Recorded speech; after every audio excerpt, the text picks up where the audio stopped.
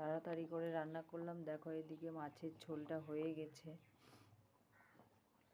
নামাবো এবার। আর এইখানটায় যে শিম কাটছি, শিম আর আলু ভাজা করব। শিমগুলো শুকিয়ে গিয়েছে, অনেক দিন থেকেই আছে, শিমগুলো তো শুকিয়ে গেছে, তো শিমগুলো কেটে কেটে রাখছি। শিম আর আলু ভাজা করব, আর করব শাক ভাজা। শাকটা এখনও বাছা হয়নি। এই শিম আর আলুটা আগে চাপিয়ে দেবো, আস্তে আস্তে হবে, তারপরেই শাকগুলো বাছবো।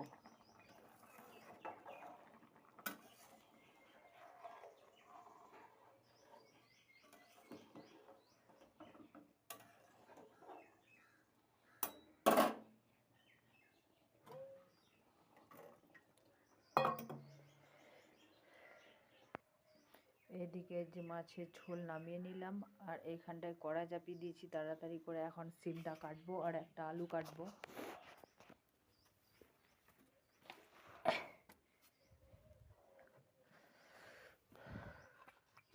তো চলো ব্লগটা এখানেই শেষ করে দিচ্ছি। তাড়াতাড়ি করে ঝটপট করে এগুলো কেটে কড়াইয়ের মধ্যে চাপিয়ে দিয়ে আগে তাড়াতাড়ি রান্না করতে হবে। আর ছোট্ট ছোট্ট ব্লগ নিয়ে আসছি, কারণ বড় ব্লগ তো কেউ দেখতে চাইবে না। তার জন্য ছোট্ট ছোট্ট ব্লগ করছি তোমাদের জন্য, যেন তোমাদের দেখতে সুবিধা হয়। আর বড় ব্লগ দেখতে গেলে যে কেউ ঘাবড়ে যাবে, কেউ দেখতে চাইবে না, তার জন্য ছোট ছোট ব্লগ নিয়ে আসছি।